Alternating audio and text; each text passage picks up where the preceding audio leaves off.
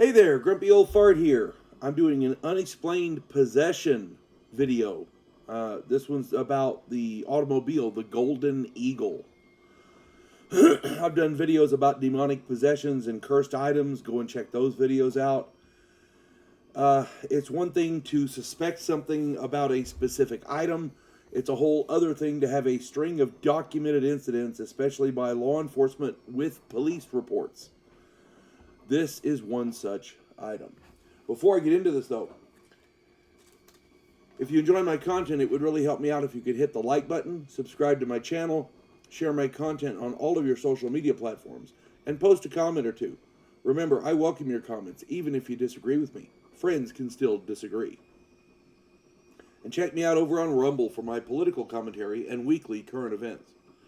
If you enjoy a good book, check out my author page on Amazon.com. My pen name is H.L. Anderson. You can find all of my books there, including the one pictured here, The House Off Farigo Road. It is a fun little story about a house in New Orleans where the monsters all hang out. It's got a gargoyle, it's got a skinwalker, it's got a witch, it's a descendant of Jenny Greenteeth, she's a witch. It's got a druid, it's got a sentient tree that lives out back, there's a Russian sea devil that lives in the pond out back. I threw a whole bunch of mythological stuff in a bucket and wrote a story. So there you go. It's just a fun story. I hope you get it and I hope you like it. All right. In 1954, this is the Golden Eagle. In 1954, the police department of a small town in Maine purchased a brand new Dodge Coronet. It was painted gold with chrome trim, and they immediately named it the Golden Eagle. This was like the pride of the police department there. Everybody clamored to drive it. However, within 2 years, every officer who regularly drove the car was dead. The causes included murder-suicide, car wrecks, and one officer was found shot to death in his home, and his service weapon was gone. One mechanic who worked on it said that on the vehicle said that the car doors would open and shut on their own. Another reported that he heard the radio turn on even when the keys were not in the ignition. Locals believed that the car was cursed and that it hated cops. So, of course, the police department sold the car for a really, really discounted price. The family who bought it immediately noticed some strange things. They were initially happy to get it because they got an almost brand new car for, a really great price. But then the weird stuff started happening. The family dog would not go near the car. They heard metal creaking in the garage at night, and that got to be unbearable. When they got spooked at that and finally had enough, they parked the car in the driveway. But then the lights would snap on, flooding the living room with light. They would come on by themselves. One evening, the car was found idling in the driveway. The keys were hanging on a hook in the house, but the car was running in the driveway, just idling there. Neighbors reported seeing a dark shape in the driver's seat, which would watch them as they passed by. This spooked them so much that they made several police reports about it.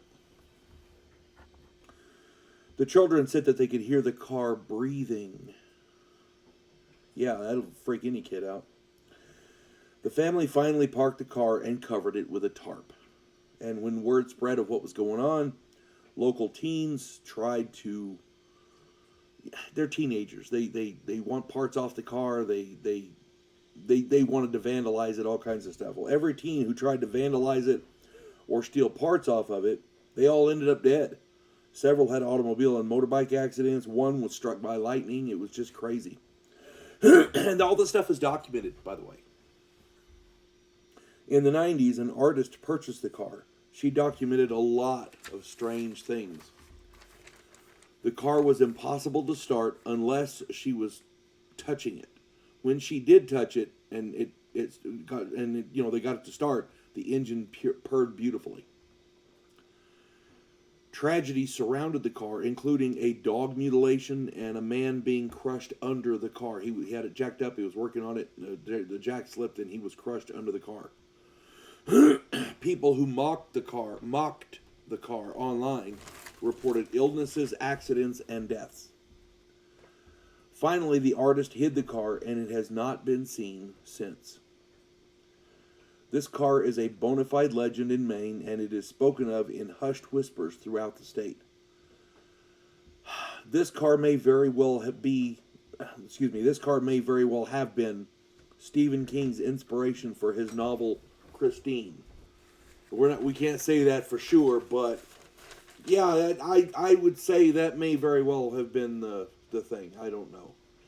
If anybody else has any more information about this car, or knows where it is, or knows who owns it, or whatever, well, I wouldn't say who owns it, because we don't want to get that person. If you know who owns it, don't say it. But if you have any more information, or have any other stories about it, put that in the comments. I'm sure we'd all love to read it. I hope this finds everybody well. You folks have a good one. God bless one and all.